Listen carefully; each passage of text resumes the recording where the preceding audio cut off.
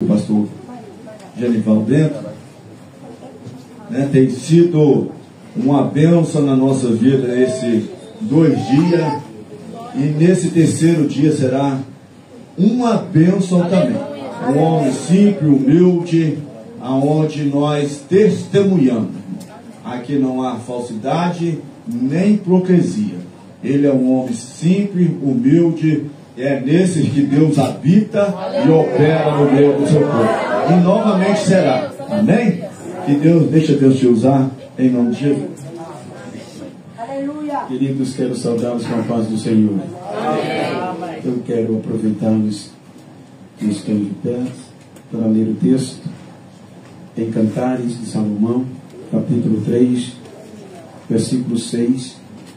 Há um questionamento e posteriormente uma resposta.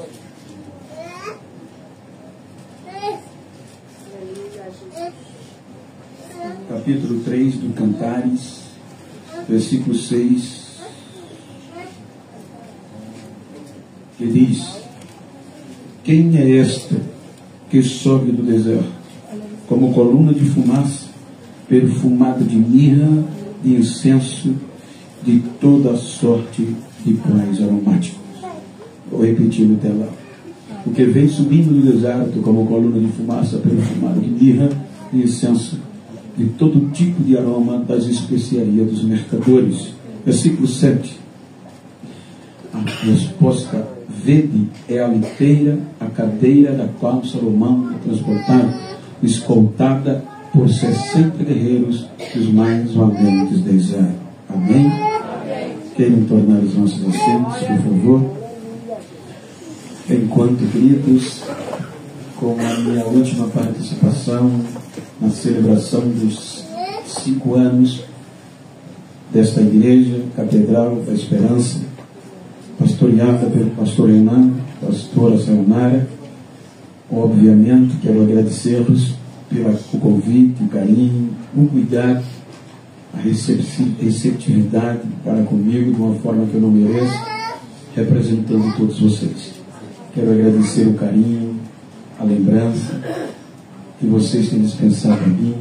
Transmito um abraço da minha família a vocês e que Deus continue os abençoando. Que quando os irmãos forem ao Brasil, saibam que tem uma família, igrejas na cidade de Maceió, estado das Alagoas, e vão me visitar. Só me avisem antes por 2 motivos: para que eu não viaje e para que eu prepare a orquestra para recebê-los no aeroporto, não possa chegar e comprar o tapete vermelho, né, Carlita? Quero agradecer ao presbítero Carlito com a sua família, prazer, como obreiro desta igreja, a todos vocês. Que Deus recompense-os.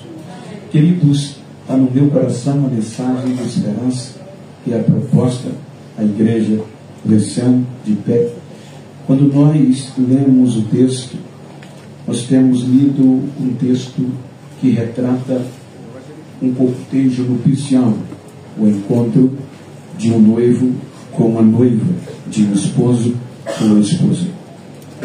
O livro de Cantares é um livro, vamos dizer, complicado para ler, porque ele contém palavras sensuais, aonde expressa o mais alto nível de um amor recíproco entre um homem e uma mulher. Quando nós olhamos o livro de Cantares de forma tipológica, segundo a erudição, diz que o livro de Cantares tem uma tipologia. Para o Antigo Testamento, Salomão é uma tipologia do Deus, Senhor Yahvé, e o substantivo feminino aqui aplicado, a Sulamita, é uma tipologia de Israel, onde o amor de Deus por Israel é manifestado. Quando o Novo Testamento, Salomão é uma tipologia da igreja e a Sulamita, Jesus é uma tipologia de Salomão e a igreja é a Sulamita, um amor improvável. Quando nós debruçamos no contexto, me permita contextualizar a história para você ver que há uma tipologia e uma esperança real para a igreja. Quando nós debruçamos a história, os irmãos percebem que é um poema, e é um poema lírico. Este poema mostra este amor recíproco e a conclusão do mesmo. Por isso que o capítulo 3, ele retrata um cortejo nupcial. Quando nós lemos, a história de Salomão, os irmãos hão de convir que o primeiro livro dos reis vai mostrar a sua sabedoria. No capítulo, vocês vão ver que o capítulo 10 vai mostrar uma sapiência tremenda. Salomão foi o rei mais sábio, mais entendido. E vejam o que Deus o eleva. Segundo um contexto histórico, então havia uma mulher que é chamada Rainha de Sabá, etíope, que era considerada uma das mais sábias em questões de enigmas daquela época. Quando Salomão começa a reinar e Deus o engrandece diante do mundo inteiro, os irmãos percebem que veio aquela questão das duas mães, que um filho morreu, e Deus deu a Salomão a interpretação da verdadeira mãe. Então isso espalhou-se pelo mundo, chegando a Sabá. Então a mulher, a rainha sábia, não acreditou no que ouviu, mas quando a disseram, ela ficou tão perturbada que o capítulo 10 do primeiro livro dos reis diz que ela veio empreender uma grande e custosa viagem para vir a Jerusalém para provar Salomão com os seus enigmas. E diz a Bíblia que ela chega em Jerusalém com todos os enigmas que ela podia criar e para que Salomão discernisse, para mostrar que era sábio. O capítulo diz que em todas as palavras ou perguntas enigmáticas que ela fez, não ficou uma sem resposta que Salomão respondeu a ela. Então ela diz: quando me contaram, eu não acreditei, mas agora eu a vejo com os meus próprios olhos e ouço com os meus próprios ouvidos. Não me contaram nem a metade do que eu acabei de ouvir. Então veja que a sapiência de Salomão eclode no mundo todo. Então, a partir daqui, Salomão se torna um rei poderoso, o maior exército, o mais poderoso. Salomão agora é o líder. Tudo estava aos seus pés para melhorar. Deus deu a Salomão um período de paz. Então Salomão, em todas as instâncias, vai crescendo, rico, poderoso. Porém, a Bíblia diz que o coração de Salomão estava voltado para Deus. E então, com o passar do tempo, com a grandeza de Salomão, o coração dele politizou-se. Então, o que perturbou Salomão era o Egito. O reino de Faraó era poderoso, e Faraó tinha um exército tão poderoso quanto o de Jerusalém. Então, Salomão, querendo descobrir o segredo do exército de Faraó, que não perdia uma batalha, era um exército vencedor, então ele quebra protocolos divinos, ele desobedece a Deus. Então o que é que ele faz? Ele vai agora tentar conhecer o segredo do exército de Faraó, e para isso, qual é o melhor? É casar, parentar-se com o Faraó por meio do matrimônio. Então a Bíblia diz que ele casa com a filha do rei do Egito, Faraó, e agora ele vai ter acesso, administrativamente falando, às informações. Agora, além de ser um rei poderoso, é filho de um rei também poderoso. Então Salomão tem acesso às informações do Egito e vice-versa. E dentro desta informação, ele vai descobrir o segredo da força do exército de Faraó. Está escrito no primeiro livro dos reis, capítulo 10. Então Salomão descobre que o segredo da vitória do exército, de ser tão vitorioso, era simplesmente nas éguas, nos cavalos que puxava os carros de guerra de Faraó, e ali estava centrado o poder deste exército. Então eu pesquisei com criadores, eu pesquisei pessoalmente com ensinadores ou adestradores de animais, para poder falar o que eu vou falar. Eles dizem que tudo é verdade no contexto literal.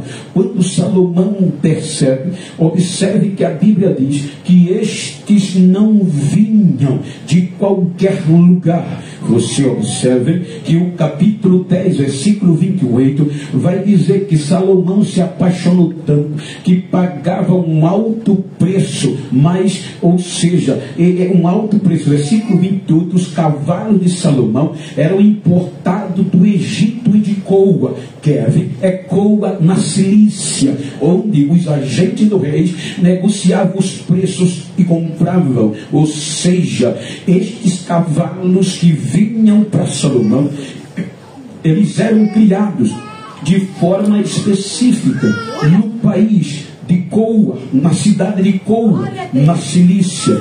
Ali existia criadores de animais específicos para a guerra. Eles tinham esta peculiaridade. Então, foi quando chegava o tempo desses cavalos serem preparados, os mercadores traziam de Coa, na Cilícia, para o Egito, barcos e mais barcos, de lotes e mais lotes destes animais. E quando eles iam, eram direto para o Egito.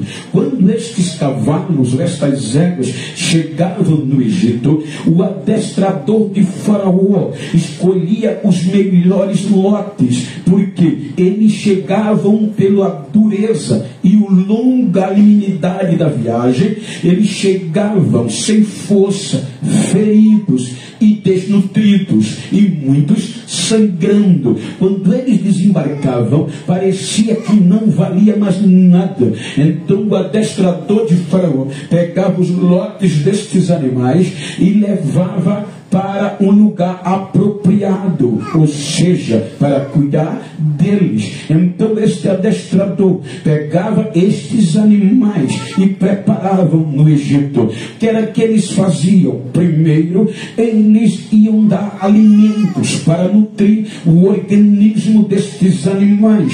Quando estes animais estavam nutridos, então eles pegavam estes animais nutridos, feridas, saradas, e enviava para um campo de treinamento. Era um treinamento mais árduo, como se fosse guerra de verdade. Era tão duro que a história diz que dentro do período de treinamento, só a metade conseguia sobreviver. A outra metade não suportava a dureza do treinamento. Então aquele grupo que sobrevivia voltava para o adestrador, agora nutrido, sarado e treinado para a guerra. Quando eles chegavam, então o adestrador, é aqui que eu consultei os criadores de animais, e o adestrador pegava aquelas éguas, aqueles cavalos, e ia dar um banho de beleza, ia cuidar para eles ficarem belos, para chamar a atenção.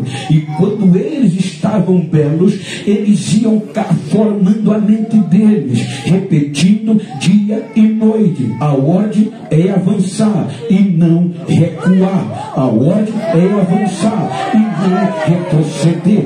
Então eu perguntei aos adestradores, eles disseram: é verdade, Jean, isto é pura verdade.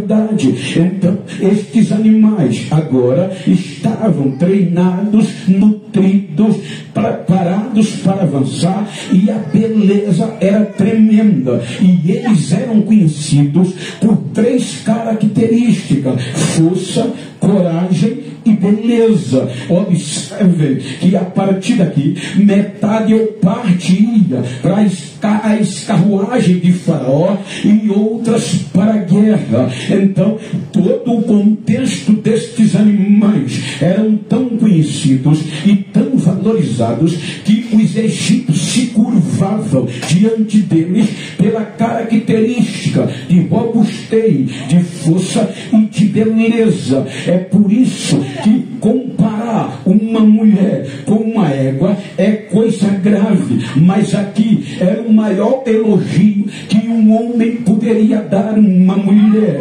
Por isso que quando diz a história que Salomão aprendeu isso no Egito, exportava cavalo do Egito ou importava em alto valor, então ele sabia, ele aprendeu a característica. Por isso que quando ele viaja em uma viagem administrativa dentro do seu reino, ele chega diante de um povo pobre em um vilarejo que vivia da plantação de uva. Quando ele chega na plantação de uva com os seus soldados, ele depara com algo estarrecedor, uma morena, uma plebeia, uma moça pobre, da pele escura, queimada pelo sol. Ele encontra ela no vinhedo. Quando Salomão vê ela, ele não resiste. O amor era impróprio, mas o coração dele bate mais forte.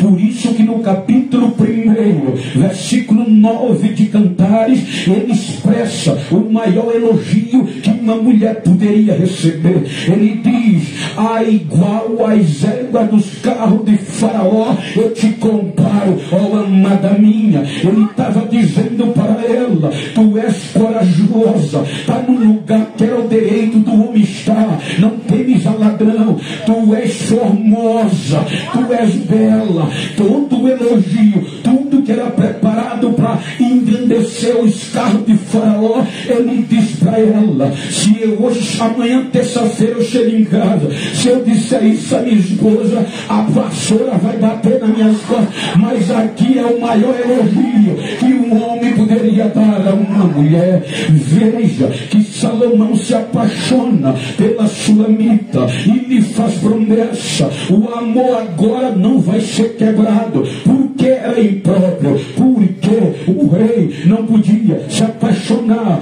O protocolo da monarquia real de Jerusalém dizia: o rei de Israel pode se apaixonar por qualquer mulher, desde que cumpra as características como as filhas de Jerusalém. Agora o rei tinha um protocolo que dizia: jamais o rei pode se apaixonar, amar, contrair matrimônio com uma mulher pobre e muito menos da pele escura. O protocolo proibia, mas o amor foi maior, ela não merecia. Aí Salomão cancela a viagem e lhe faz uma proposta de espera. Ele diz para ela: eu vou voltar para Jerusalém, me aguarde, eu vou quebrar o protocolo e vou vir me buscar em carruagem, em liteira, num cortejo nupcial. Salomão faz a promessa,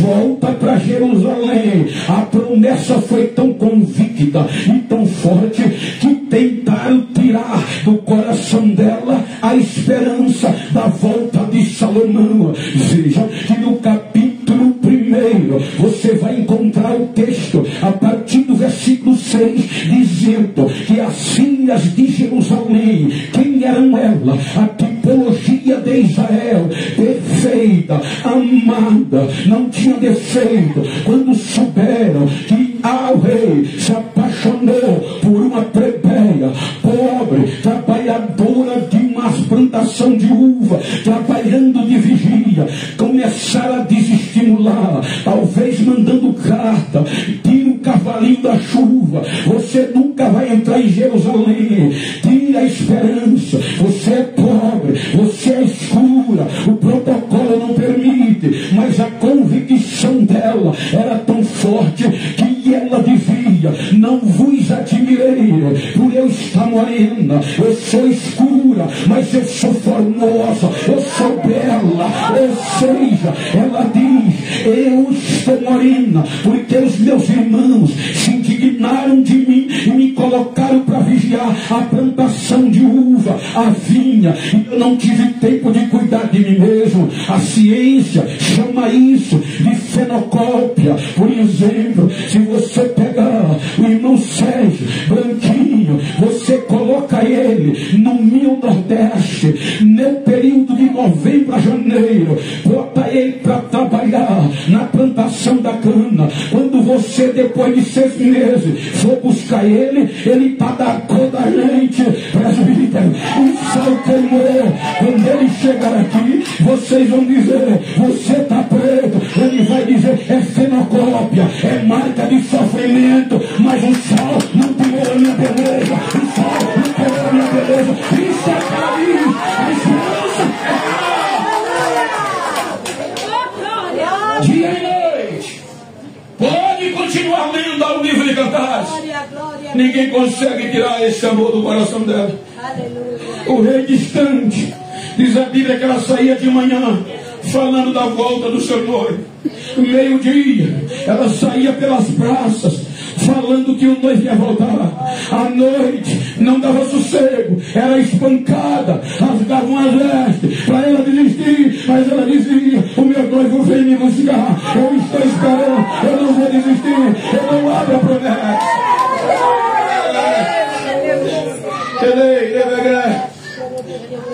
Quando nós fazemos a tipologia para o Novo Testamento, é lindo, porque as filhas de Jerusalém, que eram as amadas, as perfeitas, você observe que para os judeus a gente não podia entrar. Nós éramos tratados como descarte. Nem no templo a gente adorava, porque tinha uma placa que dizia, gentil não pode entrar. Uma mureta, um muro escrito, se os gentios passarem desse ponto, morrerão. Então os gentios ficavam de fora, só podia entrar os judeus, os filhos de Jerusalém, no contexto tipológico. Agora vem Jesus. Por quê? Porque as filhas de Jerusalém, judeus, Israel, não valorizou este amor. Aí Deus manda Jesus para reconstruir, para restaurar este amor. Mas só que quando ele vem aos filhos de Sião, judeus não aceitam e não querem ser amados por este amor real. Aí ele se volta para quem? Para nós, que não valia nada.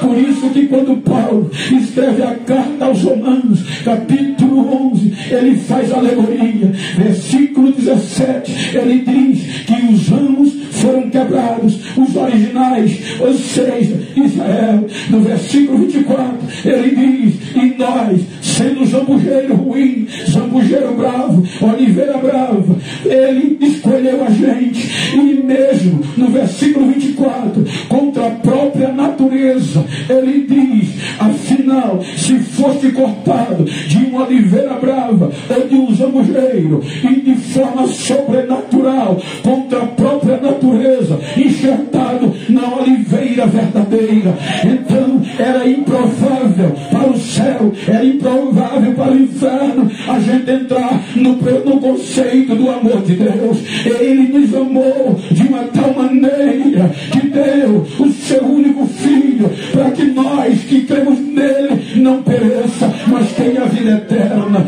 Quando Israel rejeita Deus, ele se volta para os gentios. Aí para os gentios ele vai manifestar a grandeza do seu amor. Quando ele vai manifestar a grandeza do seu amor, vai estabelecer a igreja composta de gentios. Os gentios vão entrar no processo de noiva e esposa. Então veja que era contundente o que ele vai fazer. Jesus é o único discípulo e vai formar a igreja. Israel rejeitou, mas o amor de Deus alcançar a gente. Mas para alcançar a gente, o amor tinha que ser comprovado, tinha que ter garantia. E como alguns daqui vivem, tinham que pagar o dote.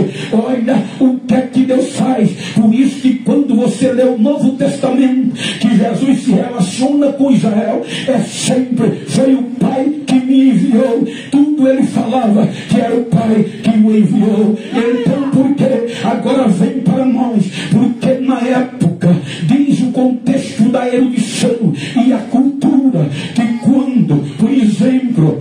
uma família se entrelaçava. Vamos dar um exemplo. Eu moro no Brasil e o presbítero Carlito mora aqui na Bélgica, não é verdade? Então eu tenho um filho de 37 anos, solteiro. Ele tem uma filha, digamos assim como exemplo. Então eu conheci ele. Aí eu chego aqui e olho para ela e digo: ai, a Carlita é bela demais, mas é só exemplo. Aí, como ela não tem direito de escolha, eu vou procurar ele. Carlito, tu quer comprometer tua filha com meu filho? Ele vai dizer: comprometo. Então eu digo: então está selado. Você vai cuidar dela para meu filho e eu vou cuidar do meu filho para ela. Então, a partir dali, eu volto para o Brasil. Quando eu volto para o Brasil, eu digo: meu filho, você já está comprometido.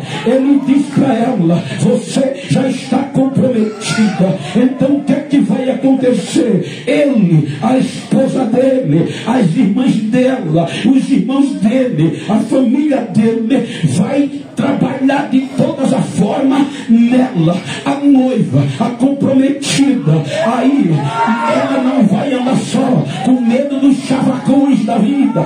Tudo é para entregar ela pura ao meu filho no dia do matrimônio. O meu filho vai ter duas chances de a conhecer: é quando vim pagar o dote e quando o matrimônio. Eu volto terça, segunda para o Brasil. Quando eu chego lá: meu filho, você já está comprometido. Eu já comprometi você. Aí, já, pai, já. Agora eu vou trabalhar para investir no matrimônio. E ele vai trabalhar para manter ela pura para o meu filho. Então, eu digo: meu filho, vá e pague o dote. Vá logo pagar o dote. Por isso que Jesus, o Pai, me enviou. Aí olha o que é que acontece. É cultural. Capítulo 13 de João. Jesus vem, ele vai e vem antes disso. Antes ele vai pagar o dote. E olha o que é que ele diz aos discípulos. Então, para você ter uma ideia,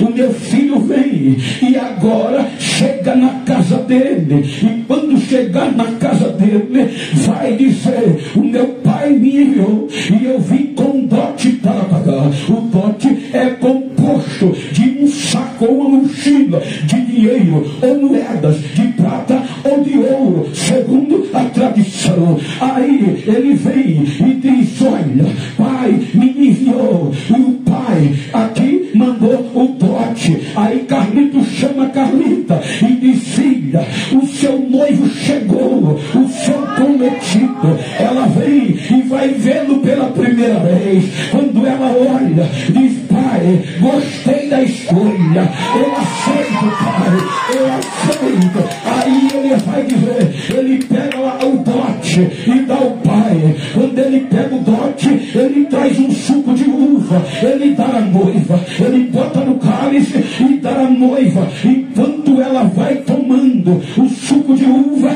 ele vai recitar um poema de amor e de compromisso. Quando você chega no capítulo 13 de João, Jesus diz: é chegada a minha hora, eu vou voltar para o Pai. Mas Jesus diz: mas para onde eu vou, vocês não podem ir agora, vocês não podem ir. Aí o Pedro se agita, Tomé se agita e ninguém quer aceitar. Aí é por isso que tem o capítulo 14 de João, é um compromisso. Quando eles estavam dizendo: não, nós não podemos ficar, não, eu vou, vocês não podem ir. Aí ele entra no capítulo 14, que era o que na cultura o noivo fazia. Quando a noiva bebia o vinho, tomava o suco de uva, enquanto ela bebia, ele se comprometia. Ele dizia: vou voltar para o Pai, não entristeça o seu coração,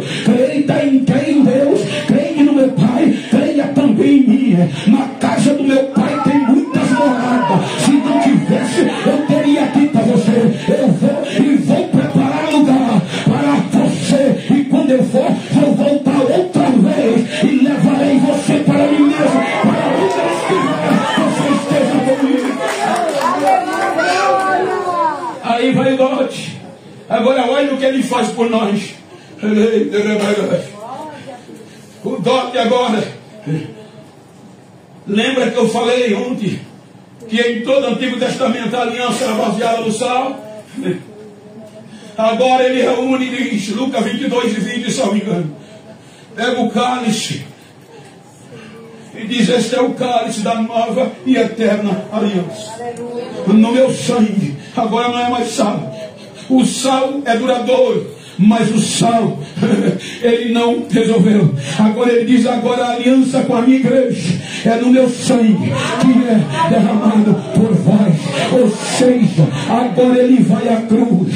Observe que ele paga um dote impagável na ótica humana. Na cultura era prata e era ouro, mas para a igreja, para a garantia, não é prata nem ouro. Ele vai à cruz, é morto, terceiro dia ressuscita. Quando ele ressuscita, a última palavra, ele na terra, são os anjos que dizem à igreja, os discípulos perplexos, os anjos dizem: porque vocês estão perplexos? Esse mesmo Jesus que está indo nas nuvens, ele voltará outra vez. Ele voltará. Veja que a partir daqui, na cultura, o primogênito, e no caso ele é unigênito, não sai da casa do pai, porque ele tem o direito de cuidar do pai enquanto viver. Por isso a porção dobrada para ele. Agora imagina o que Jesus fez. Se o pai é eterno,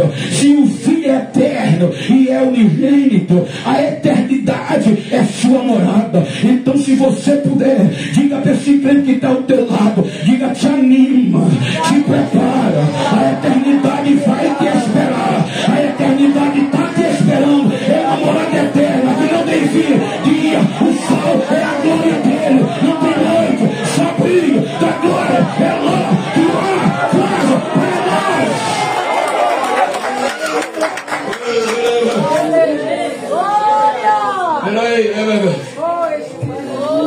Como garantir a noiva?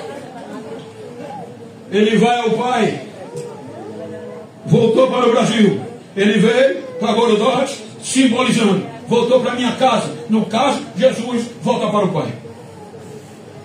Pai, paguei o voto, o dote. E Pedro diz: olha que coisa linda. Pedro diz que o dote que foi pago por nós não foi prata, não foi coisas corruptíveis, como prata e ouro, conforme a tradição dos Israel, mas foi o precioso sangue de Jesus que foi derramado por nós. Então diga para quem está ao seu lado: desde a hora que você disse sim a este Jesus, você já está comprometido, filho. Então tem cuidado, porque o ponto não foi prata nem ouro, foi o sangue, foi o sangue, foi o sangue, foi o sangue de Jesus.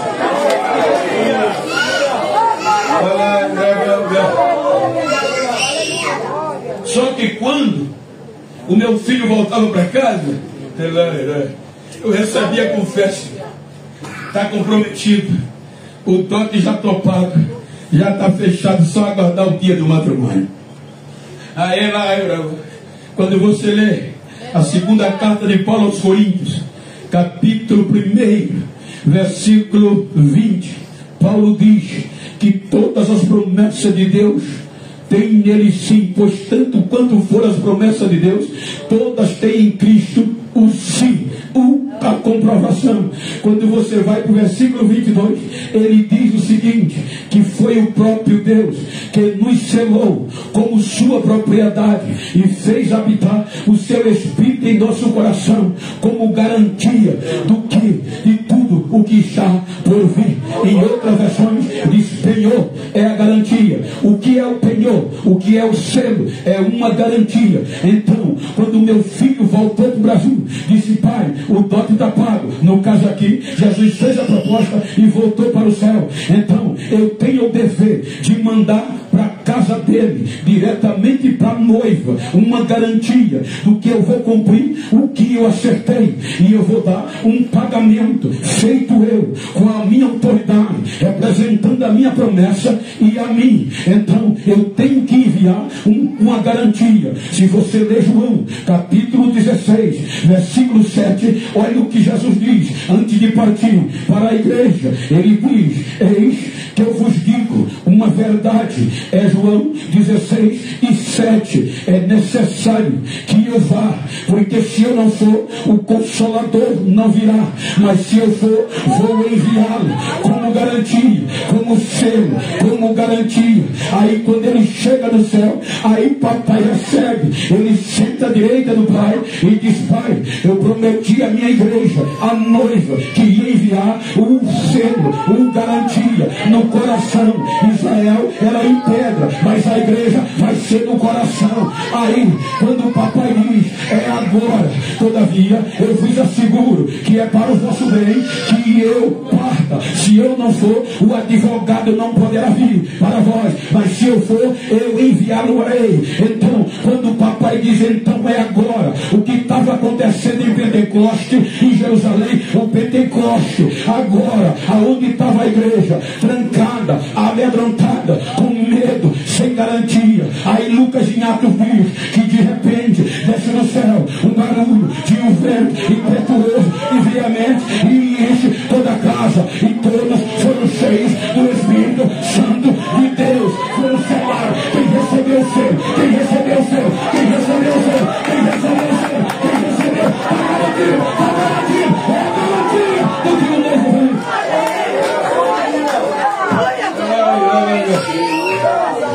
Agora, gente, a ameaça é para tirar a garantia desta igreja, é para tirar a esperança desta igreja.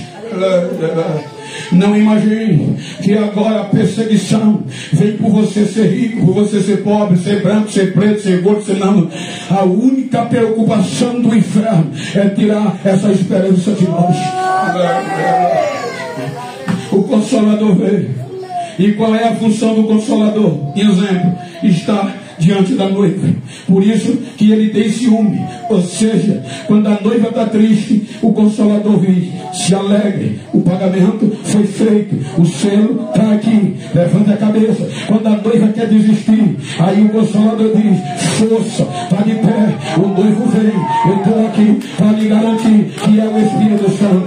Veja, quando a noiva está sendo ameaçada por alguém de fora para largar, para trair o noivo, ele vem e diz: não, eu sou maior dele do que ele, eu sou maior do que está lá fora. O noivo me enviou para cuidar de você. Por isso que no dia do matrimônio, quem vai dar o alerta é o selo, é o noivo, é o Senhor. O Espírito diz: vem, a noiva diz: vem, e quem noivo vai dizer: ora vem, ora vem, ora vem, ora vem.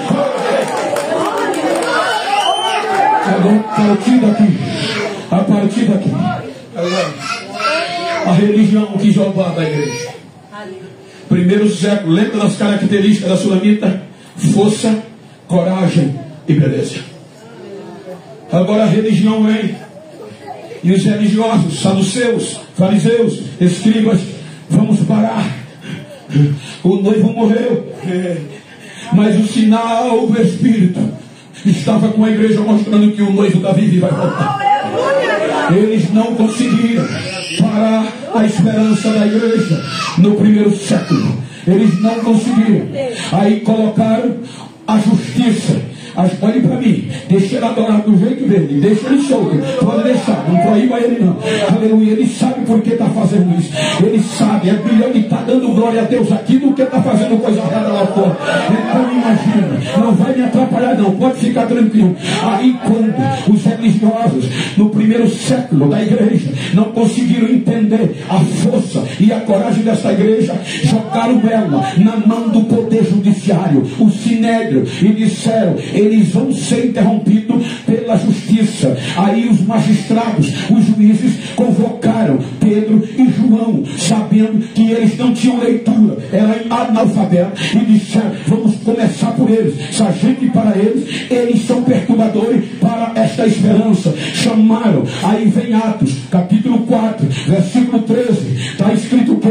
Em Atos diz que quando Pedro e João chegou diante dos advogados, dos juízes, eles começaram a interrogar. Aí Pedro, analfabeto, sabendo que podia ser preso, não teve medo, falou com coragem. Aí os juízes dizem o texto, observando eles, a coragem, lembre da coragem de Pedro, de João, e tendo notado que eram homens simples e iletrados. A palavra iletrado no original é sem conhecimento literário, no nosso português sinônimo de analfabeto, sabendo que eles não tinham leitura, era analfabeto, e diante do poder judiciário falava com tanta sabedoria, com coragem. Eles ficaram perplexos e reconheceram que eles haviam estado com Jesus, reconheceram que a promessa estava de pé. Para ter coragem assim, tem que pertencer a Jesus.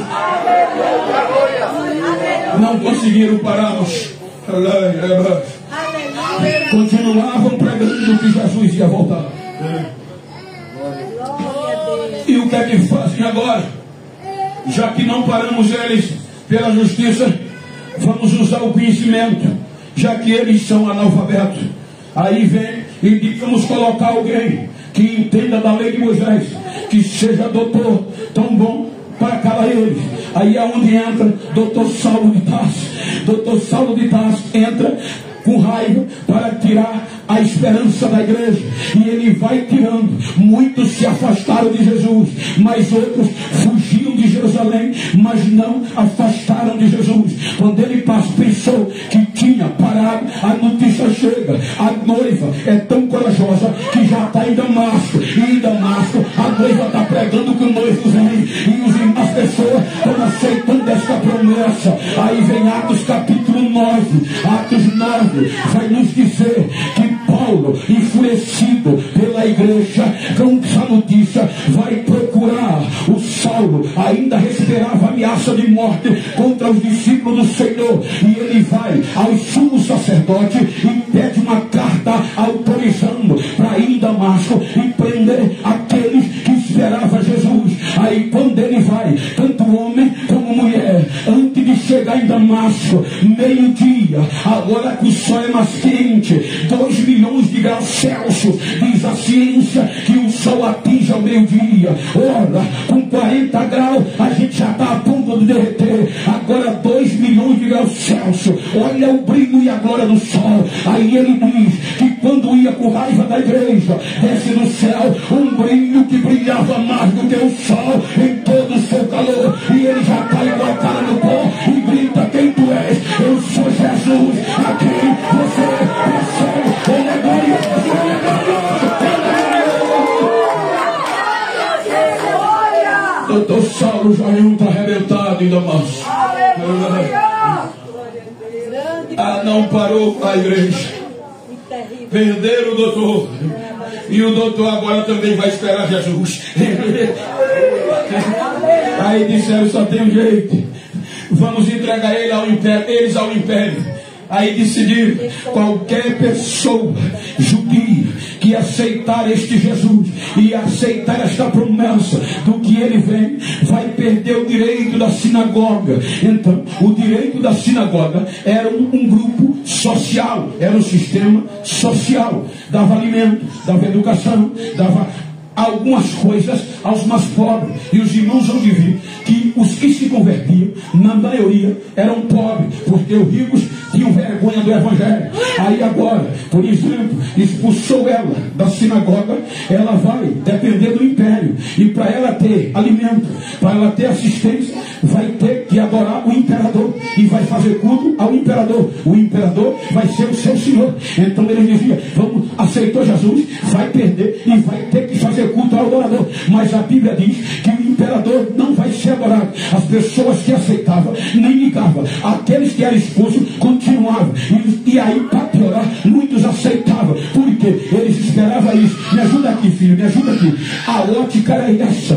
Foi expulso da sinagoga. Então, eu sou judeu, aceitei Jesus, ou sou crente, vou esperar Jesus. Então, eu vou ser expulso do sistema. Então, quando eu passasse pelo outro, eu tinha que reverenciar não mais a Cristo, mas ao imperador. Então, eu encontrava ele, fazia assim, se curvava e dizia: Setirion. Ele dizia: Setirion, César é o meu Senhor. E passava. Isso era o que ele esperava. Mas a promessa da volta de Jesus movia tanto o coração dos irmãos que quando eles passavam pelo outro, ele se esquecia até de César, sem comida, sem assistência, sem dinheiro, passando fome, mas esperando Jesus. Quando eles passavam pelo outro, não diziam Setirion, apertava a mão e dizia: Maranata, ou dizia: Maranata, ele vem.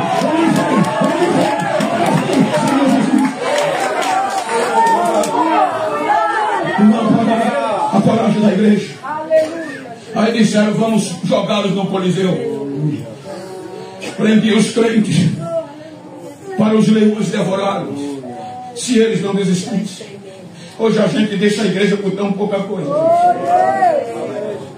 É a mesma esperança da igreja política. É o mesmo noivo e a mesma esperança. Eram jogados no Coliseu. Eu estive lá recentemente. A história diz que muitas famílias, por exemplo, eu estou usando o presbítero Camilo pelo que ele é obreiro.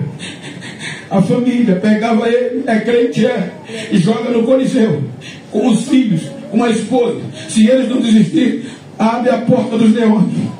Eles com os filhos, os 4 filhos, a esposa.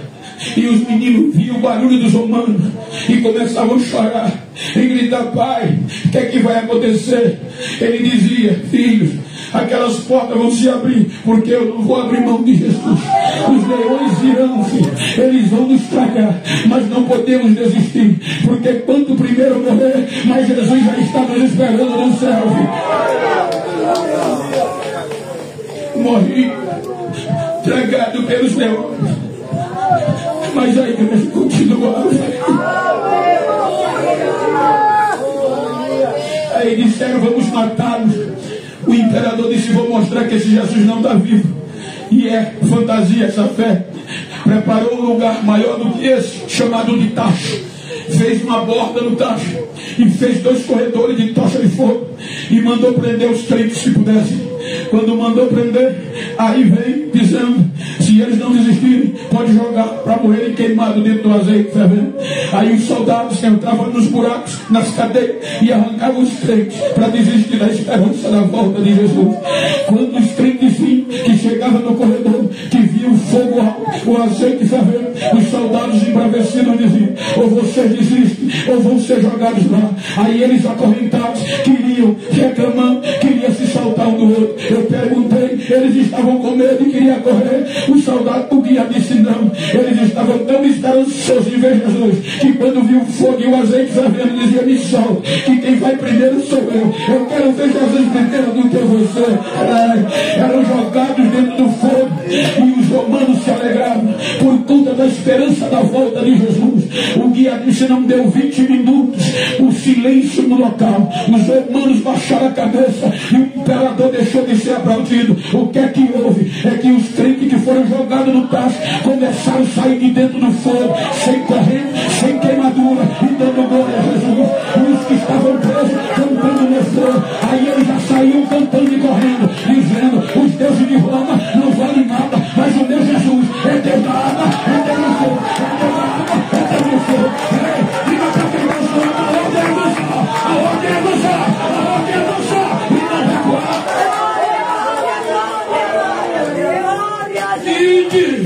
E é um imperativo, é uma ordem. Não conseguiram parar. 49 anos depois de Cristo, o imperador Cláudio expulsa os crentes de Roma. Mas não parou a igreja. 64 anos depois de Cristo, quiseram parar matando Pedro. Mataram Pedro, mas não pararam a igreja. 67 anos depois de Cristo, Pegaram Paulo, porque pregava arrebatamento. Tornou-se inimigo do império. Ou apostata da fé, ou vai ser decapitado. Quando chega a hora, Paulo vai escrever a Timóteo: a minha hora chegou, filho. Eu estou sendo oferecido por sacrifício. Combati um bom combate, acabei a carreira e guardei a fé.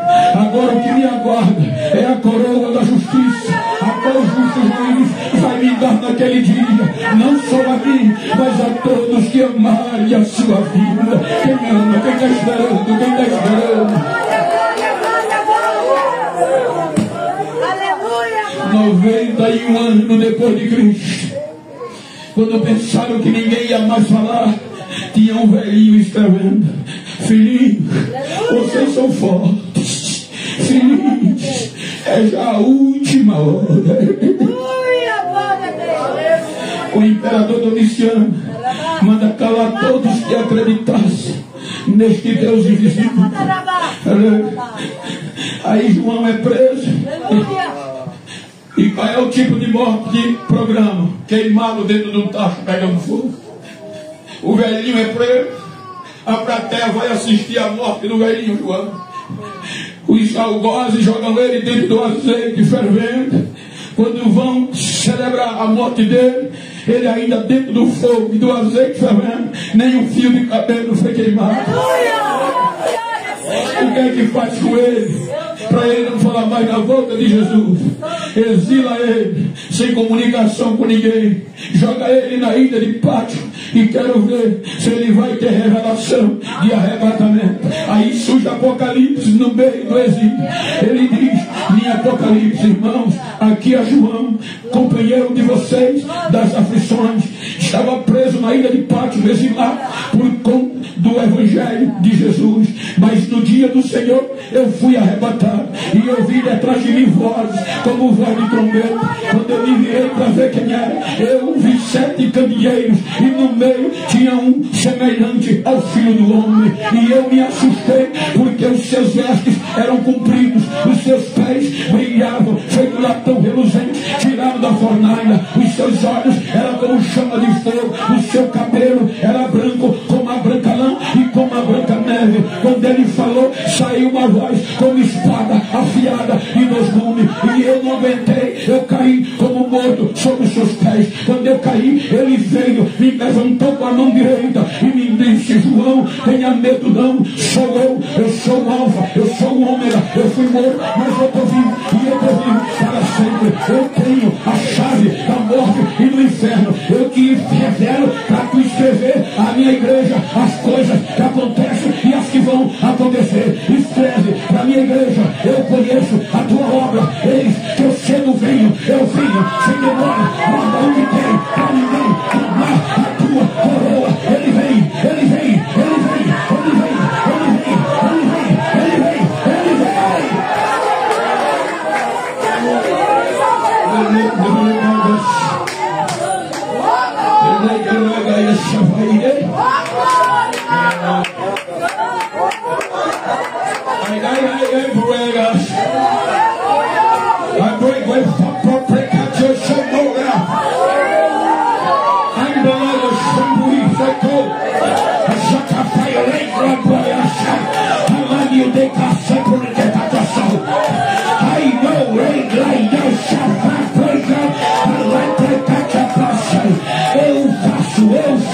Eu desfaço, eu volto a fazer, diz o Senhor. Mas também eu estou derramando renal sobre a minha igreja. Lá, receba o carinho, diz o Senhor. Agora.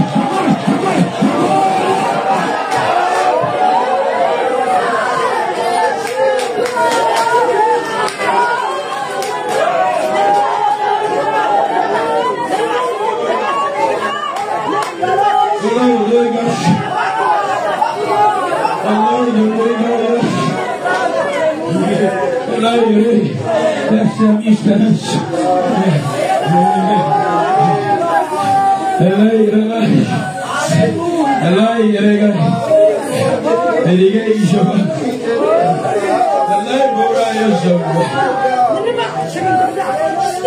Século 13.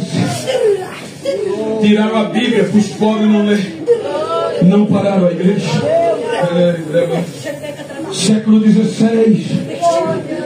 Vem a indulgências plenárias com o fogo do purgatório, tirando a religião, dizendo que não há arrebatamento, que não há sangue poderoso, e a Bíblia não tem valor.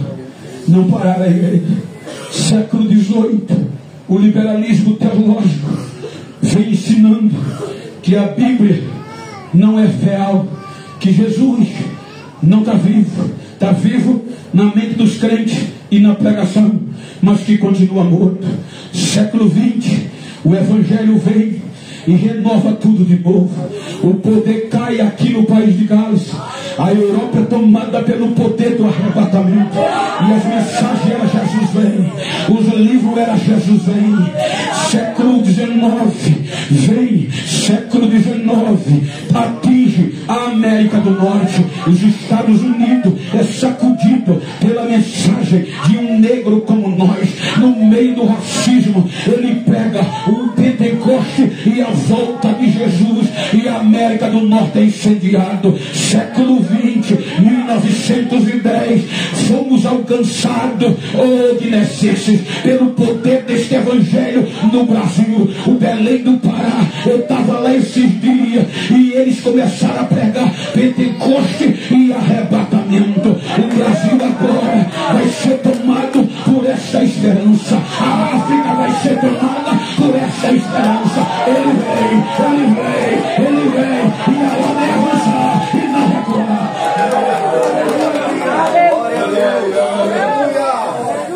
Século XX, gente. Precisamos valorizar mais a volta de Jesus. Eu costumo dizer que os nossos pais não tiveram o privilégio que a gente tem. Não tiveram o direito de usar fardamento, porque não eram aceitos como crentes pela sociedade. Hoje eu prego para cerca de 20, 30 mil pessoas na média, mas prego para 2 ou 3 do mesmo jeito. Glória a Deus, glória a Deus, glória a Deus. Tem aeroportos que eu chego que o povo faz fila para tirar foto. Eles não tiveram isso. Eram recebidos com pedradas. Muitas mulheres se trancavam, vinham belas para a igreja, chegavam na igreja sangrando das pedradas, porque os não crentes não aceitavam isso. E qual era o erro? Esperar Jesus voltar.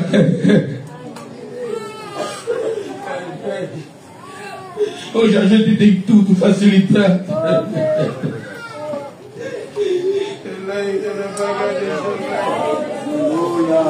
Os sinais estão mostrando que é a última hora.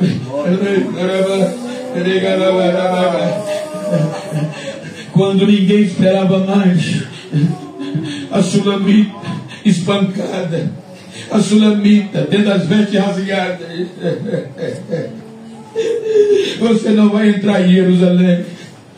Quando menos esperava, aparece a carruagem com a liteira que só o rei andava em dia de núpcia.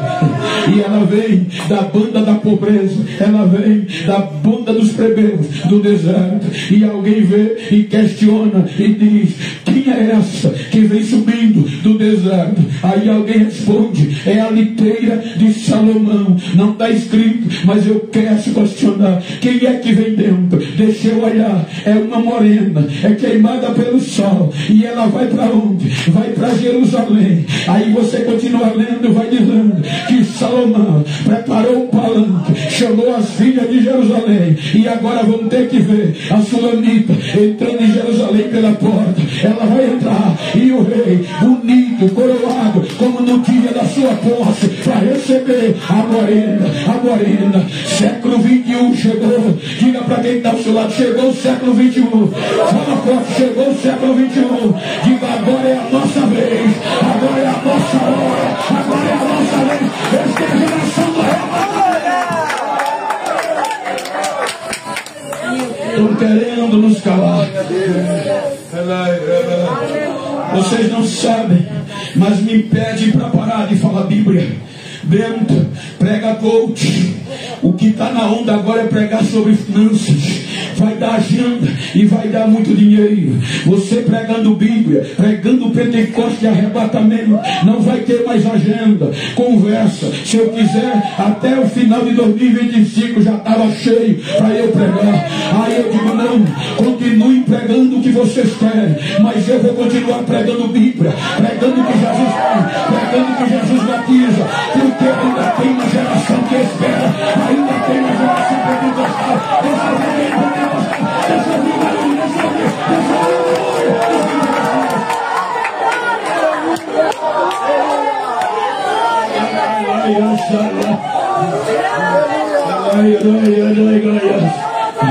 Tem igrejas que a gente vem pregar, tem congressos de 10 mil pessoas.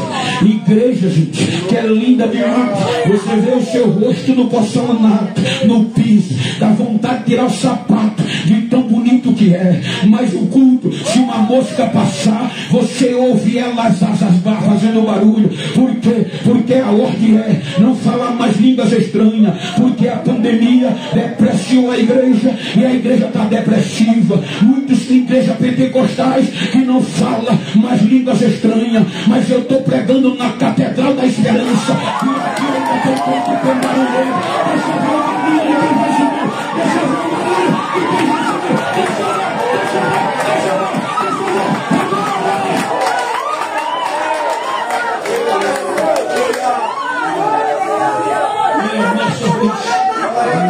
ver. É a nossa hora.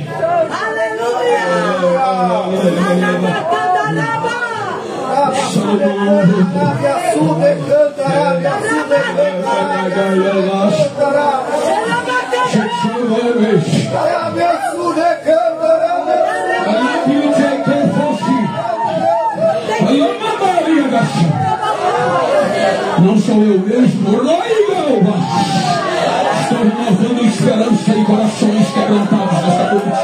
A minha glória está pairando sobre o meu povo e eu estou fazendo coisas grandes nesse momento. Recebam a apoteose da minha glória e a unção do meu espírito. Recebam agora.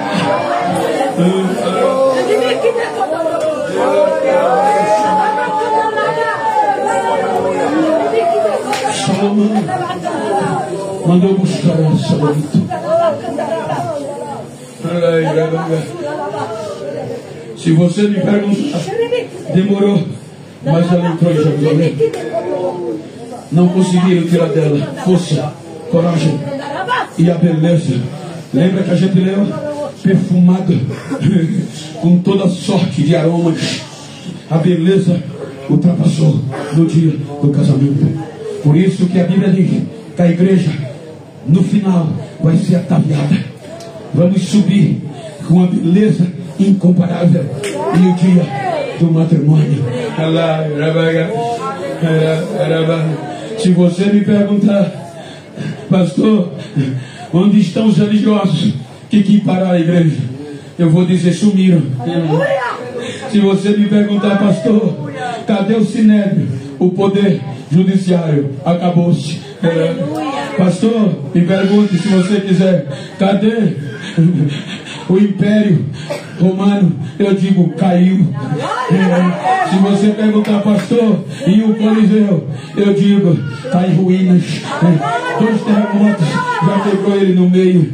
Se você me perguntar, pastor, e a pandemia? Eu digo, causou danos, mas sobrevivemos. Se você perguntar, e pastor, e a igreja? Eu vou te dizer, de pé, vencendo, de pé, vencendo, de pé, vencendo, de pé, vencendo.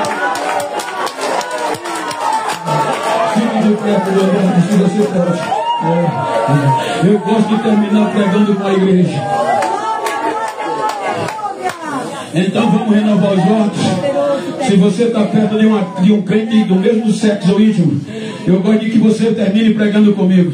Vira para ele assim como eu estou com o presbítero Carlito, olhando nele, e diga para ele, a trombeta vai tocar. E ela pode tocar hoje. Se ela toca hoje, eu quero subir com você, pegando fogo. Mas se ela não toca hoje, Eu quero marcar um encontro com você. Pergunta onde? Lembra daquela rua de ouro do Apocalipse? Vizinho o muro de cristal, o muro de jaspe, o rio de cristal. Diga, eu quero conversar com você ali, na margem do rio de cristal. Diga, se eu for primeiro, eu vou te esperar. Mas se não for primeiro, me espera. O negócio vai piorar. O negócio vai piorar. Mas eu vou estar lá. Eu vou estar lá.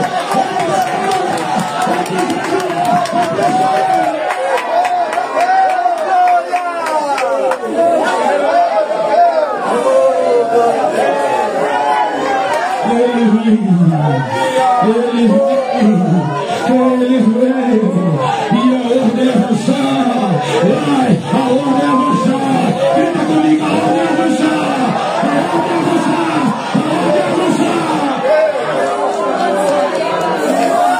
A ordem é avançar. Isaías dos carros de Faraó, Êxodo 14, não parava. Aí Deus manda um anjo, quebra a roda dos carros e elas não param. Só pararam quando Deus afogou no rio, no mar. A igreja só vai parar aqui na terra quando o arrebatamento chegar. Mas vai continuar no céu, dando glória. Lá não haverá mais sofrimento. Lá não vai haver mais lágrimas. Lá só vai ser glória dia e noite. Porque temos o selo, temos a garantia. Estamos cheios do Espírito. Olha o que Paulo diz aos Coríntios, João capítulo 6, 19 e 20. Não sabem vós que o vosso corpo é templo e morada do Espírito Santo de Deus que habita em vós? Ou seja, se o Espírito Santo habita em mim, habita em você, é garantia da volta de Jesus. Então diga para quem está ao seu lado, cheio desse Espírito, diga, provoque ele, diga, se tu não gosta de fogo, sai agora, vai para casa agora, porque eu vou incendiar você. Diga, cheio desse Espírito, cheio desse Espírito, recebe, recebe, recebe, recebe aqui, recebe,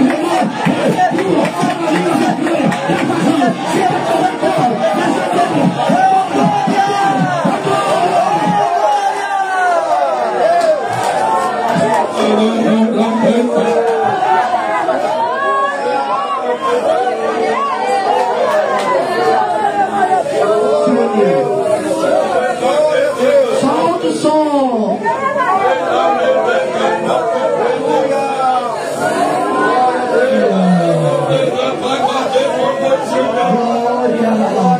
Enquanto o grupo canta, cadê a primeira pessoa para Jesus? Cadê alguém que possa estar desviado, afastado e quer se reconciliar nesta noite? Ei, filho, como ministro do Evangelho, eu te digo, as algemas estão sendo quebradas. Volta hoje, vem para casa. Você não pode ficar de fora.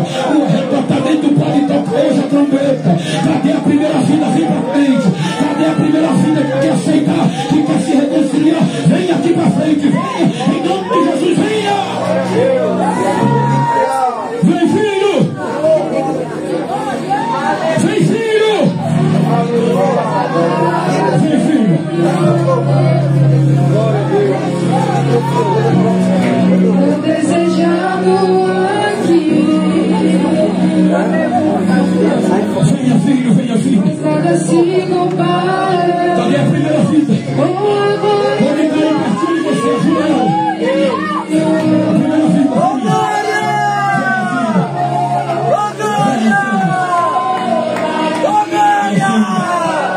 Que Deus te abençoe. Cadê a segunda vida? Cadê a segunda vida? Eu não sou daqui, da casa voltarei. Ele vem me buscar e com ele eu irei.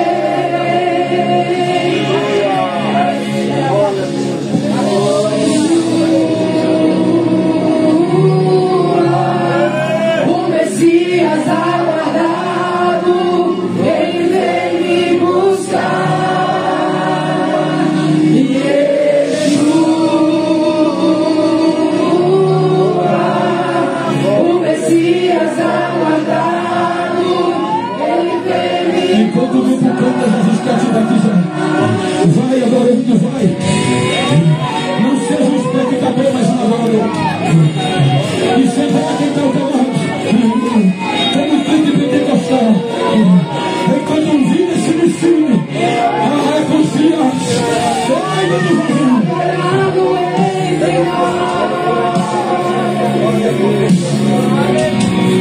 Tão desejado aqui,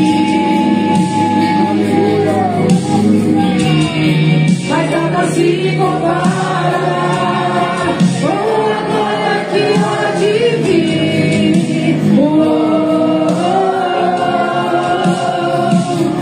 Eu não sou daqui, na casa voltarei. Ele vem me buscar e com ele eu irei. Eu não sou daqui, na casa voltarei. Ele vem me buscar e com ele eu irei.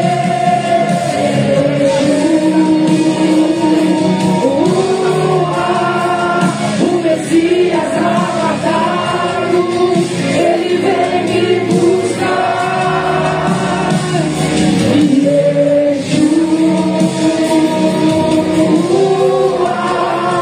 O Messias aguardado, ele vem me buscar. Em breve Jesus no céu vai aparecer e todo joelho se dobrará.